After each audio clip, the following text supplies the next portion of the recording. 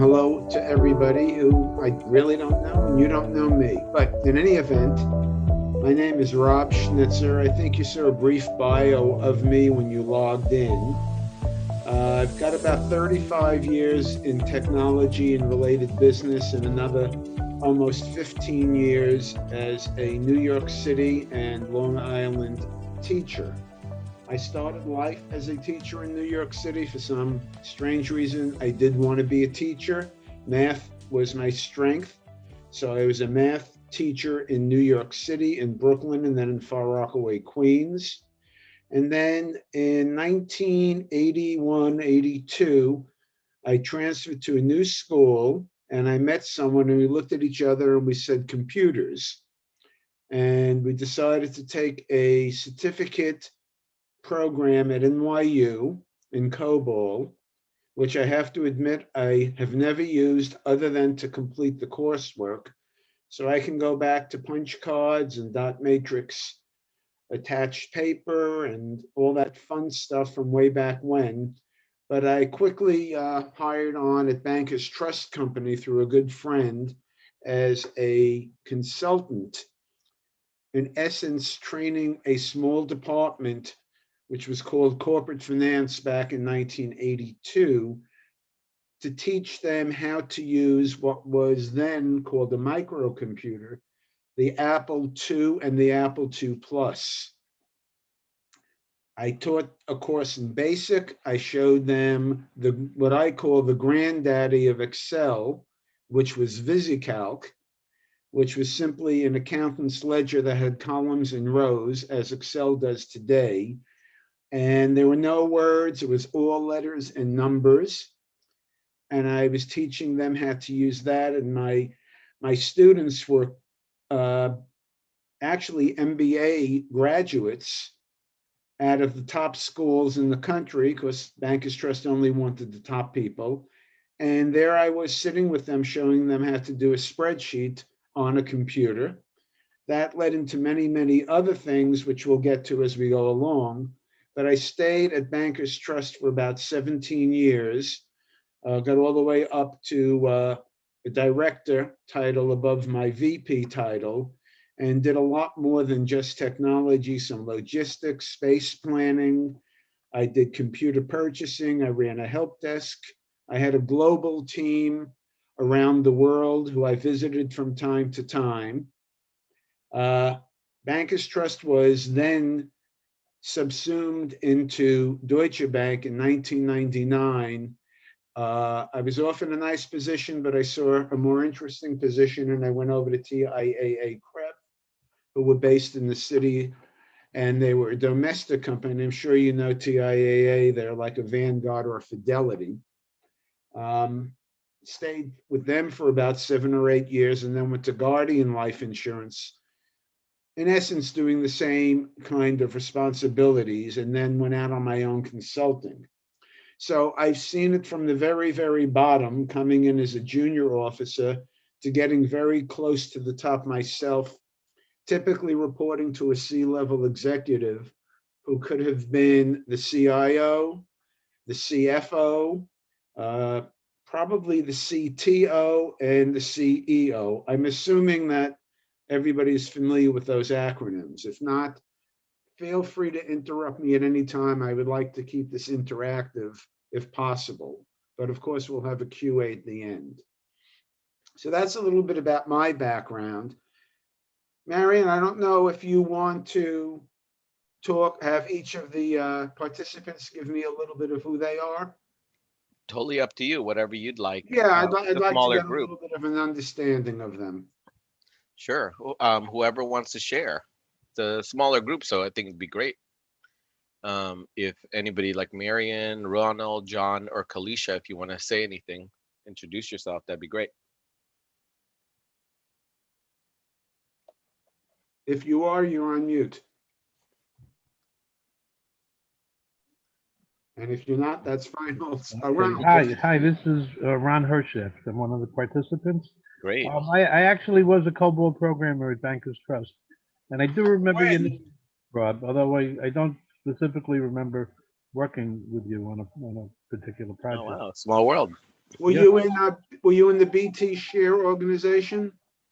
No, I was in a few technology areas, commercial loan, and Okay. general ledger area, from 1978 through 1993. All right. Well, we may have crossed paths at one time or another. Yes. Great. Thank you. Anyone else want to share?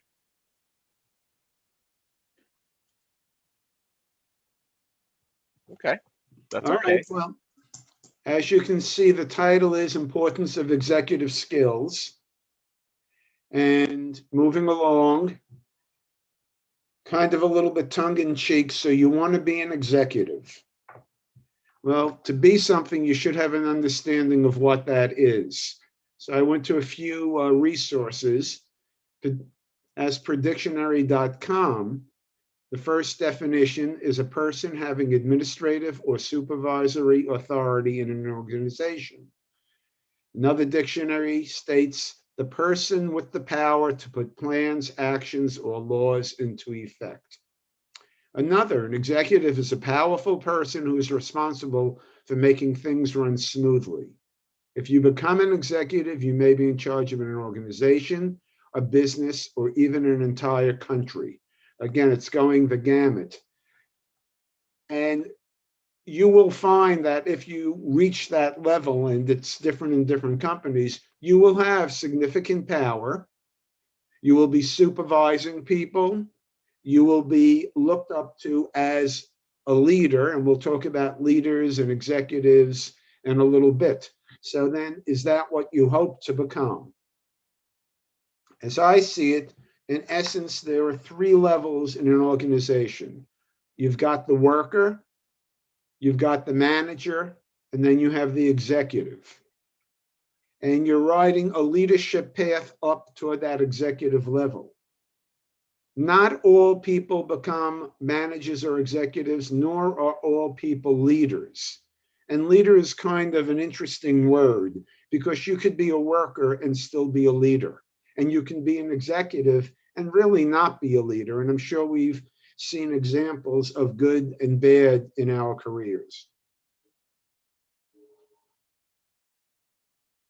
So, do you have the necessary skills? And I've indicated a bunch of them. Clearly, leadership, and we'll see what that means shortly.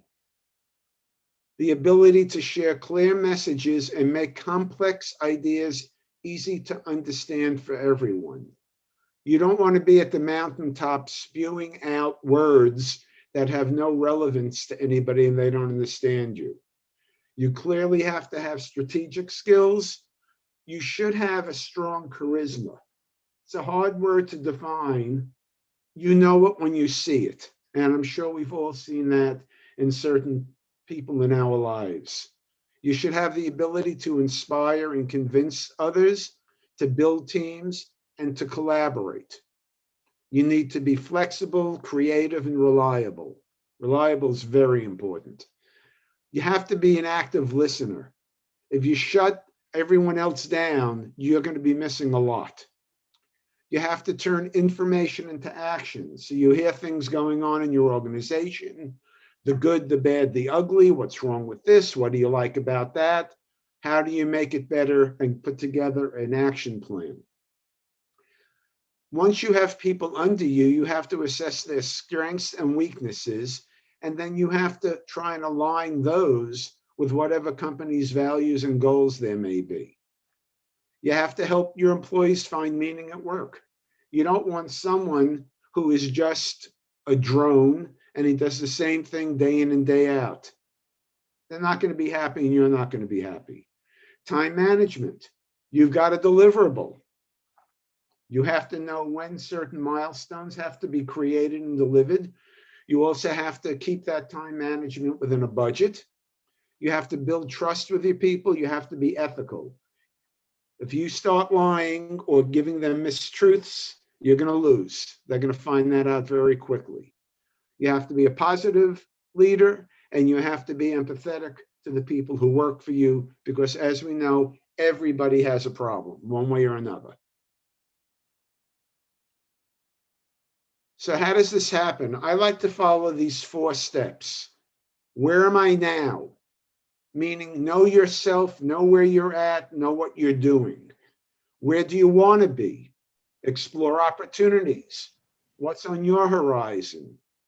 What's next for that plan that you're putting together?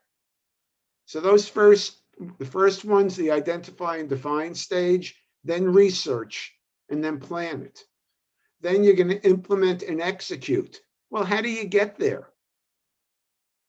You've given a task to come out with a new program that's going to help the organization move into the 21st century. What are the requirements? You have to meet with people. That's the how do I get there phase. And then how do you know that you've arrived? You have to measure. You have to get feedback. So, you go to your boss, okay, it's all delivered. Yeah, but is it working?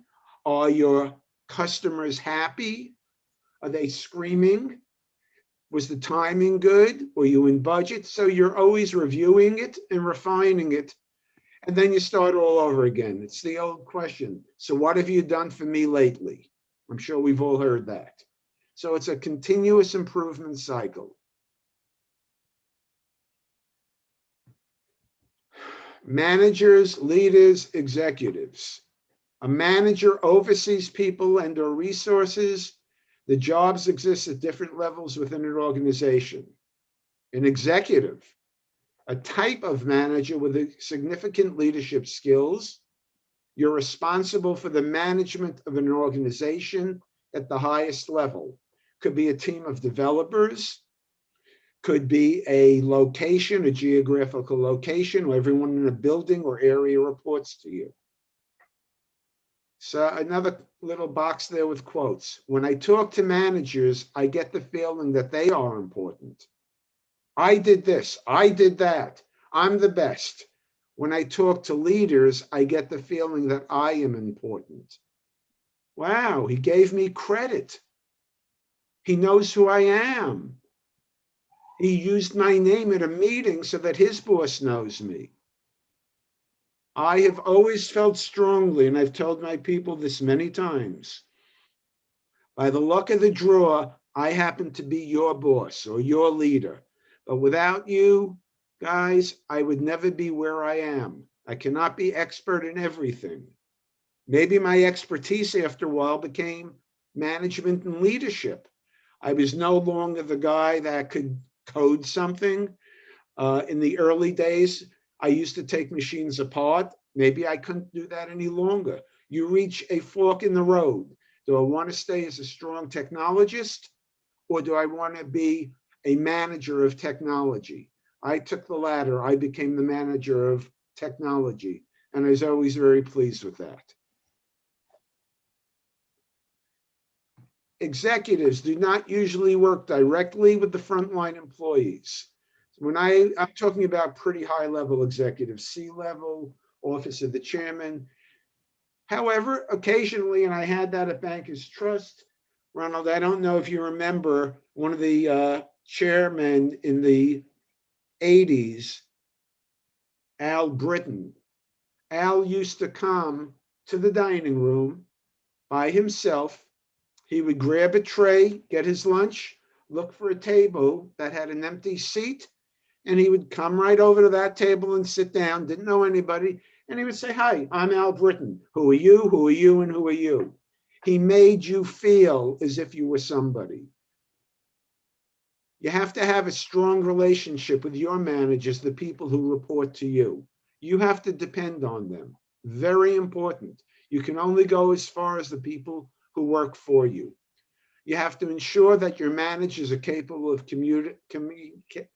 communicating goals and objectives of the executive level to the employee.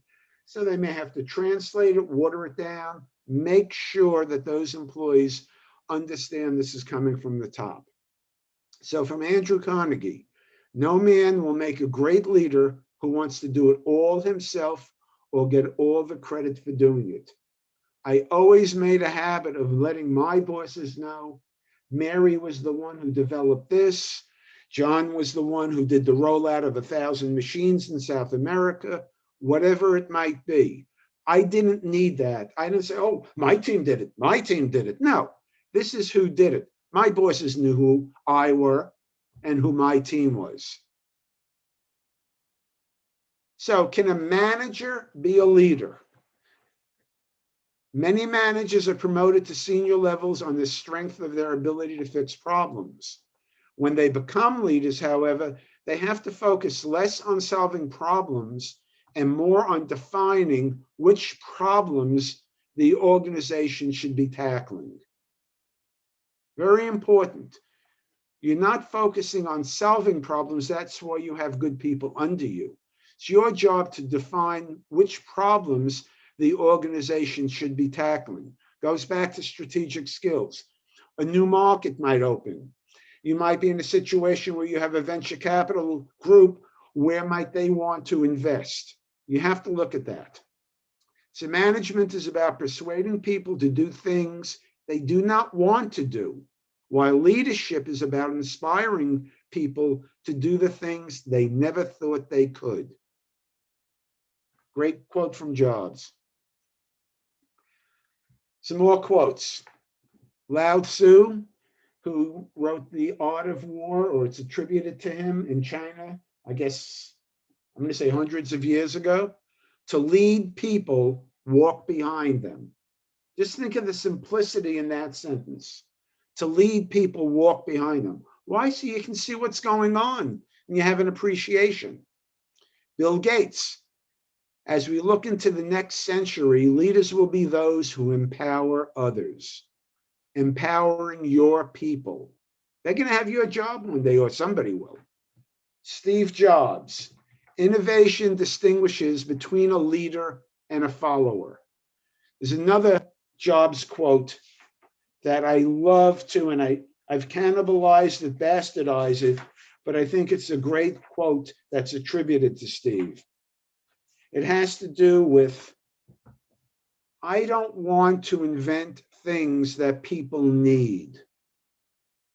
I want to invent things that people don't even know that they need. I think that's wonderful to have that vision and that strategic thinking, because if you know about the history of Apple, it was the two Steves. There's a third guy, but he left up early on. The two Steves who formed the company. Steve Wozniak, who in effect was the technical genius, and he still has a bit of a relationship with the company. And Steve Jobs, who was the consummate marketer, salesperson, knocking on doors with that vision. You look at the things that came out of Apple under his watch, and it just blows you away. He knew what he wanted in that phone because he knew that what people would want in an iPhone or in an iPod or in the iPad. He probably had some relationship with the Apple Watch, even though it's now under Tim Cook's watch, but I think that's great. Michael Jordan, earn your leadership every day. You can't just sit on your butt. Your guys have to see you working, doing your job. Winston Churchill, when eagles are silent, parrots begin to chatter, meaning they want to see their executives and their leaders doing their work, talking to them. Otherwise, they start to chatter and then things go awry. Colin Powell, former chief of staff of the Joint Chiefs of Staff of the Army, 4-star general, Secretary of State. Trust is the essence of leadership. Trust. Napoleon might not have been a great leader. He did a lot for France once upon a time. A leader is a dealer in hope. You got to hope, but you got to show how it gets there. And Peter F. Drucker, who's a management guru, management is doing things right. Leadership is doing the right things. Subtle difference, but very, very important. Now, why am I here? How did I get here? Well, a former employee of mine who's on the screen now, Gahan Dabar, came to work for me I'm going to say in the late 80s, early 90s. And we were always close. Came to me as literally as a hands-on guy who built laptops and desktops at the time. We got it in from Dell or from Compaq or from IBM. He was one of the team who would unbox it, set it up, put the image on it, make sure everything's working. Then he would bring it up to the customer in the bank who had requested it. He'd sit down with them, show them how to use it. But he was a very, very junior person once upon a time. Today, I believe he's the Chief Information Security Officer. I want to say for one of the Japanese banks. Do you know which one, Marion? He left that and he's now actually at Citi, but he's a managing director. Okay, now he's a managing director at Citi. He's had a very interesting career. I'm in touch with him as I am with a number of my former guys, but he's really come up the ladder quite high. So I just happened to be on Facebook and I copied this off of Facebook, and this is Gahan talking. I'm going to share a story because it came up in a conversation today. I was working for Al Tan. Al was one of my senior managers, and he ran desktop support for me. I had a bunch of Al's in effect, and Gahan was in that group. So I was working for Al and Rob Schnitzer's group at Bankers Trust as a PC support person, doing exactly what I said he does. He had been working, I was working for some months in this capacity when the firm offered anyone who wanted to sign up all sorts of Microsoft Office classes, Excel, Advanced Excel, Microsoft Access, etc. I signed up for all of them. One day, Rob comes out of his office, I think we were on the 36th floor, and he goes and he says to me, "You took all those classes?" I go, yeah. And he goes, "You know Excel?" I go, "Sure." I was like, oh boy, he's going to fire me or something because I think I took like 10 classes in person in Midtown. He was worried because he wasn't around. He was taking courses. I then say, here, I need this data put into a format. I was like, whoa, I didn't get fired. That was his first step out of being a PC support person. Gahan now works with Marion, and I believe Marion, he was teaching some courses, perhaps on information security at Baruch. Correct. He's an adjunct professor in the CIS department at Baruch. Right. Very knowledgeable guy. By background, he came, I'm pretty sure he's Bangladeshi. Just a very warm, friendly man. We bonded. I've met his family a number of times. Someone I'm very proud of. So another person who worked for me, Noah Gorlin. Now, Gahan, mind you, was from Bangladesh. Noah was from Israel. Noah says, oh my God, Gahan, I was there and I remember that. I also took a class in Advanced Excel, the early version of employee professional development. We were very strong at the bank to make all sorts of resources available to all of the employees, and I was always pushing my people. Gahan then says, it's amazing how things work when companies invest in their people. We were very lucky to work for Rob Schnitzer. I owe so much to so many, I will never forget. Noah then says, I agree. I'm filled with gratitude for my time at BT on Rob's team. I learned a lot and experienced a healthy and friendly work environment, which I've taken with me as a manager ever since. I'd also like to point out that the team that they're describing, and this was basically the New York team, we were maybe 20 or 25 people in PC support. And it's interesting because I like to think of us as a rainbow group. Early use of the word rainbow to mean a variety of people of different backgrounds, nationalities, colors, religions, you name it. And we all got along. If the world were only to get along as well as we did, we wouldn't hear and see all the crap that we do, unfortunately. But we partied together, we worked very hard. They all enjoyed everything together. So some more final thoughts here. Be confident in your actions, presentations, and deliverables. Know what you're doing. It's very important that when you're in front of the CEO or the CFO and they're expecting you to give an update on a project that you're working on, you've got to be very confident. Accountability, but understand your limits. Deliver on your promises. I should have added another sentence. Don't overpromise. Once you start to screw up, people remember that. If you say you will do it, then do it. But also, it's okay to say no. Just learn when and how. One of my guys, Lewis Allers, the first time he had to go up to the executive floor and do something in the office of the president, he was very nervous. He was very scared because he'd never been up there. And I went up there with him, introduced him to the chairman's admin, and said, okay, Lou, you're on your own. I'm going back downstairs. And just reminded him, he is representing me, which is the next one. You are your reputation. People represent you. So Lou was up there. He did his thing. Got a phone call the next day from the admin. Oh, what a nice man he was. Thank you so much, et cetera, et cetera. You want those people like that around you. Also, in terms of saying it's okay to say no, I've had people run into a situation where they were supposed to get the machine installed. For some reason, it didn't work. I left them knowing you can tell them no.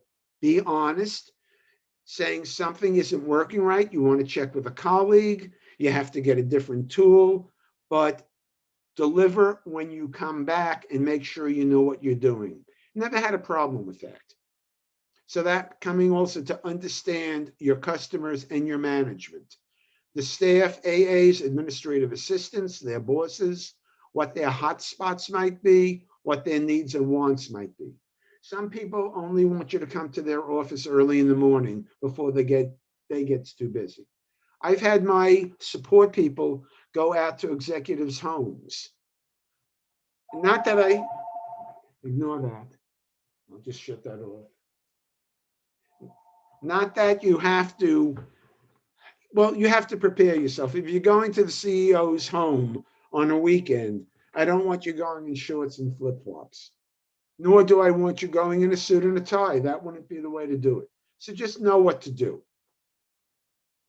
Know what they like and what they don't like. Be yourself, but you're representing me. Lead by example. Don't be afraid to do tasks you may consider below yourself.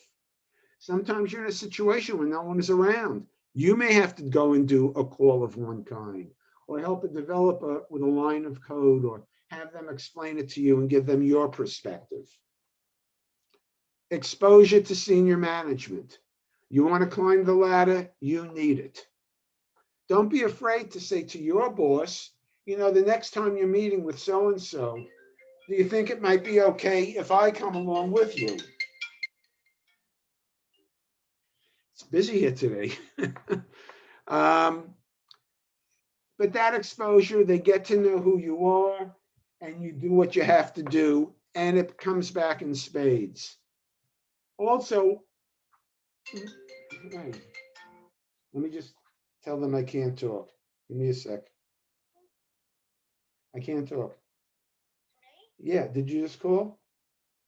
I can't talk, I'm online. Bye. Okay, sorry about that, everybody. So don't be afraid for that exposure. Okay, next, delegate, delegate, delegate. You can't do it all yourself. Acknowledge that. Sure, if you're only supporting 5 people, you can, and it's expected. But as you become more of an executive, you have to have the right people under you. Next, it's okay to give and receive criticism, just make sure it's constructive. One of my favorite sayings, someone can come to my office and call me a bozo. For those who don't know what that means, bozo is a clown. You can call me a clown. Just tell me why I'm a clown and tell me in private. We're not going to be out in the office to air our laundry. I'll listen to you. I'll give you feedback. So it's okay. And as a boss, as a leader, as an executive, don't be afraid of criticism. It's going to happen. But also be aware that you should give criticism when you see something wrong, and also explain why and do it in private. Create opportunities. I touched on that earlier. You see a need for something. When I first started, probably within the first couple of weeks, first year or two, my boss came to me and said, Rob, you're the technology experts. Why do the secretaries have to type up all of the travel and expense reports on a typewriter, then take out a calculator and do the arithmetic and then type in the results from all of the receipts that they have? Can't you automate it? I said, all right, Sue, give me a few weeks. Let me research what's out there. I came up with a program that worked with a database package. This goes back a number of years. It was called DBase 2. It was a relational database. And it allowed you to enter directly the various information for an expense report. Then it would do the necessary arithmetic.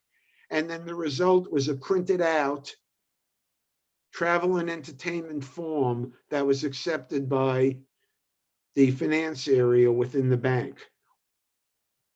They loved it. My boss loved it. Everybody loved it, to the point that the bank adopted my system, and then they took it over, which was fine by me, and they grew it so that you could work in an automated fashion, go online, and don't even worry about printing a report unless you wanted a copy, and it would just flow in directly. So that's what I mean by creating opportunities. I saw other situations like that where I would talk to some of my colleagues and say, why can't we do this better? Most of the time they agreed with me, and we worked and we got it done. So it's important to create these opportunities. So some highlights, because I have done a bunch of different things in my 35 plus years. Bankers Trust suffered a fire on Super Bowl Sunday, 1993. A quarter to midnight, I get a phone call from our corporate head of facilities saying, Rob, there's a fire in the bank. I just called your boss and he didn't answer. You're next on the list. What are you going to do? What do you want to do? Here I am getting ready to go to sleep after watching the Super Bowl. I said, Charlie, I'm going to hop in the shower. I'll call for a car and I'll see you in a couple of hours. I then managed our disaster recovery business continuity plan teams, probably for the next 2 or 3 weeks, finding equipment, coordinating with the insurance company, getting apartments for people to stay in the city to keep the company running. The next one was Tempo, which was that travel and entertainment management program. Another example, our chief of staff for the chairman comes to me and says, Rob, we're going to create a new executive boardroom in a year.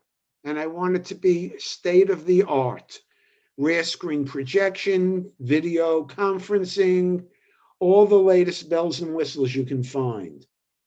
You have whatever the budget was, but it has to be ready by the 3rd Tuesday in June of whatever year that was. I said, okay. I get my team together. We put together a project plan. I've got people coordinating with various vendors, people purchasing equipment, lining everything up. About 2 months before, chief of staff comes to me, Rob, how's it going along? I said, Paige, I'm ready to rock and roll, but the construction people aren't ready yet.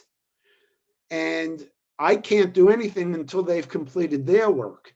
So he's sympathetic to me. I understand. I'll put a fire under their behinds and see if we can get it done. Comes the day of the meeting. I'm up on the executive floor. I see all the board of directors coming in, saying hello to them, greeting them. In the meantime, I'm very nervous because it was an important presentation that was going global.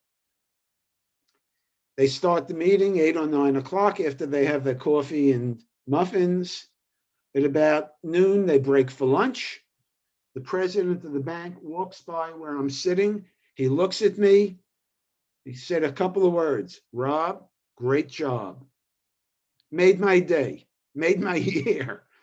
I saw the chief of staff after the meeting was over, and I said to him, "Were there any problems?" He said, "Yeah, Rob, there was one problem, but you had nothing, your people had nothing to do with it. The boardroom was too cold." Felt great. 1 year we had a restructuring, centralizing IT. My staff of a couple of hundred people was reduced to maybe a couple of dozen. I took it fine. I then rebuilt it. Got a phone call from a buddy of mine in London, Bob Bailey, and he says, "Rob, I'm happy to see you rebuilding your team again." An exciting point for me was because of my relationships with the various vendors at the time, Lotus Development Company created a package called Lotus 123, which was the daddy, I'll say, of Excel, before Excel became what it was. Well, Lotus was looking to build a new facility in Cambridge, and my venture capital people asked me if I could talk to some people I know to give them an opportunity to bid on it.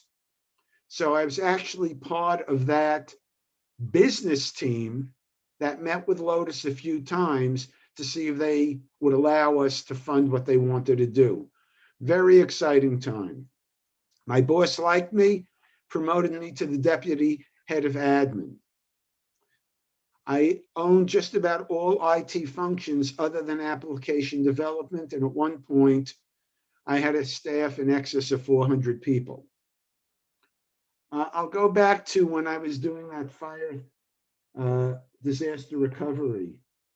You know the expression, "no good deed goes unrewarded." Well, the unreward or the reward that I got after I did that was the chief of staff came to me and said, "Rob, you did such a great job of putting you in charge of our United Way campaign," which was to raise money for the United Way around the country. It's an important thing if you're a big company in New York City, because you have to show your social importance. So I again go back to my boss and I say, "Sue, how can I do this? Yeah, I have a full-time job." She said, "Don't worry, you get a staff.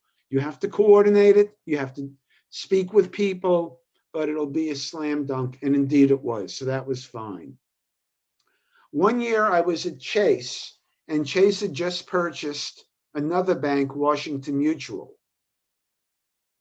I was responsible for coordinating the merging of the various data centers of the two banks. And of course, you have timelines in which you have to complete. And the bottom line of all the timelines is if you don't get it done by a certain date, there are big penalties that you get stuck with. So here I am negotiating with various department heads and technology. We have to do it this weekend. We have to do it that week, but I can't. I have a deliverable. You know, everyone has a problem. I was able to negotiate through that one day they said, "You know, Robert, they call you behind your back." I said, "No, what?" The voice of reason.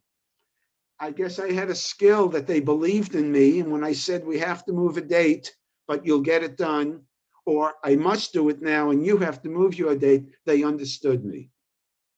I introduced PCs to the trading floor at Bankers Trust. At that point, there were only Quotron machines and various other financial data machines, but no PCs.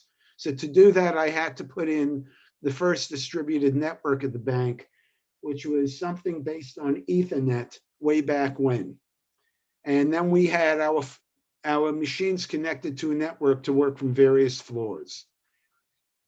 Another responsibility, my boss, who was a CIO, she'd planned a vacation in Europe for a few weeks. We got a new CEO into the company, and she introduced me to him and says, "Look, if there are any issues, Rob is my deputy, he'll do it." Well, when you hear something like that, you always think the worst and hope for the best. What happened was, as a financial company, Bankers Trust had to deliver. I'm sorry, it wasn't Bankers Trust, it was TIA CRIF. We had to get out our quarterly statements to our clients, showing them what their portfolios and holdings were like. If you don't get it out within 10 days of the end of the quarter, the Fed comes after you and can sue you for millions of dollars for being late. Lo and behold, I'm talking to my development people. Guess what, Rob? We're having a problem. I'm not sure we're going to get them out on time. I go marching up to the executive floor. I go in to see the new chairman. I said, Herb, we're having a slight problem. And he said, all right, Rob, explain it to me. And I gave him the explanation. He says to me, you know, Rob, I'm new at the company. What should I do? And I said, Herb, I am confident that the people that we have working on this will get it done. I will give you updates as often as necessary, but I will not be a pain in the ass and call you every 10 minutes. He said, thank you. Here's my home phone number. Here's my cell phone number. Call me whenever you need to. Fortunately, everyone really worked hard. We got it all done on time. And from there on in, we had no more problems. It was delivered on time and there was no penalty. It's been a varied career doing this work. Lots of pressure, lots of good stuff. With the good stuff go the rewards. Did I ever fail on any things? Yeah, there were a couple of things that I was not successful on. I had to swallow my pride. I'm not a person who said that was Joe's fault. That was his fault. I said, look, I was the responsible party. It didn't work. I'll make sure it works next time. So be very, very honest and open. If it comes to a situation where they're really going to start asking where it went wrong in a situation like the client statements, I mean, he knew those people don't report to me. If push came to shove and when my boss came back, she asked me what happened, I would tell her it was Fred's team. But I wasn't going to go and blast them in front of the chairman. I would talk to them separately. That's really it. I would love to take any questions or have an open conversation. If anybody would like to ask anything or comment on anything, feel free. Thank you so much, Rob. That was really informative, and I love all the great examples. I think these are great points to start thinking about because I think, you know, doing your job is great. That's always a good thing to do, but there's all these other things that you need to do in order to sort of be successful in the workplace. So I think those are great points that you touched based on. Good. I'm glad. And I hope everyone got something out of that. And if not, my apologies, but that's the way I am. Yeah. So for the ones who are on the call, do you have any questions? You can either unmute yourself or put it in the chat, whatever you think is best. So maybe for me, I have a question is sort of how did you decide to transition, you know, to sort of retire from that type of work environment into your current role? Because I think, Well, as I said, my first career was a New York City math teacher. Mhm. I've always been told that I have people skills. I can speak to them in their language and not tech talk, as I refer to it. So when I left teaching, I always knew in the back of my head, one way or another, I would be back there. But I found it very both challenging, interesting, and exciting once I completed that program at NYU and I got a foot in the door at Bankers Trust. I saw where I could excel with my skill set. Mhm. And I stayed that for a long time. I did consulting gigs for small companies. As I said, I was at Chase. I was at Goldman for a while. I was at Citi. All in, I'll say in general terms, a project management kind of role without formalized project management training, shall I say. I think I was a project manager for 20 years before I knew what it really meant because I was always doing it. I enjoyed speaking with people, working with them. I enjoyed listening to their concerns and issues. But after a while, my last gig for about 3 years with AT&T, working for UBS as a change, the domestic America's change manager for the network world, meaning that before anything was introduced into change in the infrastructure, I had to sign off on it.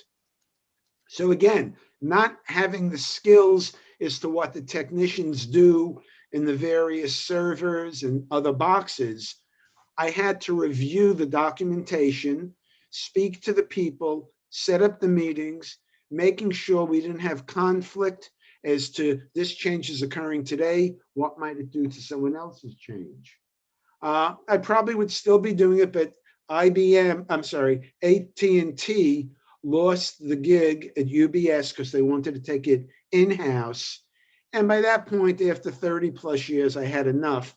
So I went over to my local school district, and in a nice way, I said, you guys have any use for a former math teacher who hasn't been in the classroom in over 30 years? We both laughed, and they said, yeah, we do. So they sent me over to the high school. I met with the assistant principal, and he said, more or less, when can you start? I still had my teaching credentials from New York State, which was math from grades 7 to 12 and elementary ed pre-K to 6. But since I started that, I've been in the middle school maybe a dozen times, but the bulk of the times I'm in the high school working with, kids now who are, let's say, 15 to 18. And I just knew the timing was right. I got tired of going into the city, dealing with a lot of the headaches. Sure, I miss some of the rewards also, but at some point you have to pull the plug. And I'm very happy, and I stay in touch with a lot of people from the technology world as well. Great, thank you. Sure. Does anyone have any questions? Hi, Mike. Yes. Um, I also used to work in IT back in the 90s in financial services, and that was before I got my MBA. So I wasn't really sure what the financial services people were doing that I was working for because I was so busy with IT. I didn't really think about it until much later. So I was just wondering, what was your perspective on the business end of things as an IT person doing the job? It was fascinating because it was a new world to me when I first started. Just even we call them baby bankers, Mike. When they graduated from and got their MBA, they were new to the bank there. I was teaching them how to use a spreadsheet.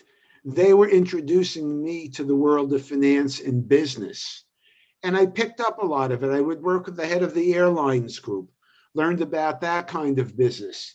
I would work with the venture capital people, understanding what the various loans might be. When I was on that team looking to finance a new building for Lotus Development, very exciting. One day, the head of public finance asked me, can I come to a lunch meeting? Because they were working with the head of Coleco. I don't know if anybody remembers, I'm aging myself, Cabbage Patch Dolls Sure. or the Atom computer. Sure. Okay, well, we got a couple of computers in, and he asked me to set up, it was a simple basic program, welcome to Bankers Trust Company, their names, the names of the people. They invited me to come up to a lunch meeting, and I believe we had the CEO and the CFO of that company there.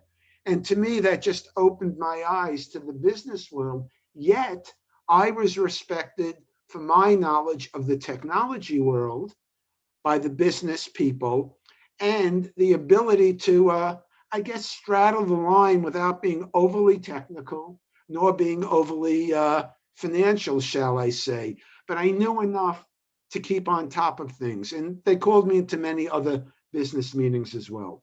So I think it's great, Mike, that you started in technology and jumped over to the finance world so you have the best of both. Thank you. Yeah, that's a great question. I have another question. So you went, you have all these other companies you worked at. Do you remember sort of what was the motivation to move from one company to the other? Because sometimes people want to know, like, when is it time to go? Should I take this opportunity and so forth? Well, I think I knew it was time to go when Deutsche Bank took over Bankers, because we were a company of 20,000 people. Deutsche was 100,000 plus. So all of the more significant positions, like I had at Bankers, we knew were going to be maintained by Deutsche Bank people. So my boss, who left before me, was able to line me up with a job at TIA at CREF, or a tentative job if I wanted it. So I met with a peer of mine from Deutsche Bank, and we had lunch together, and he said, nice resume, you've done a lot of interesting things, et cetera, et cetera. I didn't get a warm and fuzzy feeling from him. So I looked him straight in the eye, because by then I knew I had a job at TIAA. And I said in a nice way, I should probably have your job. And he looked, and he chuckled a little bit, because he saw I had as many or equally good skills that he did, but he was the top dog because his company was taking over mine.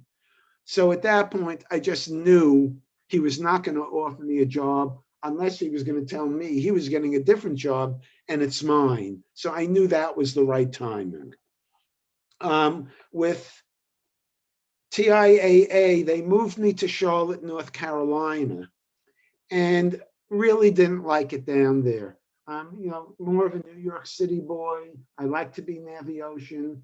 Charlotte is pretty much landlocked. I had a great boss, new boss just started, gave me new responsibilities. It didn't feel like home to me, nor would it be home to me. So she and I had a very nice conversation. She understood where I was coming from. She said, okay, I'm totally sympathetic. I understand it. You'll have a great reference from me if and when you want it. And I wish you the best of luck. It just, it was a feeling I had. With Guardian, unfortunately, they did a reduction in force. And my job was then handed off to 3 or 4 existing people, because they split my world apart. So they saved whatever they were paying me by dividing it amongst others. After Guardian, the next 5 or 6 years were probably more of consulting gigs, anywhere from like 6 months to a year or two, from the Fed to Regeneron, a couple of the banks that I mentioned. And usually when there's a consultant, your time is up because the project has been completed. And they had no new work for you. I was always working for another company. And my company would then find me another gig to take as I moved along the way. Now, I hope that answers it.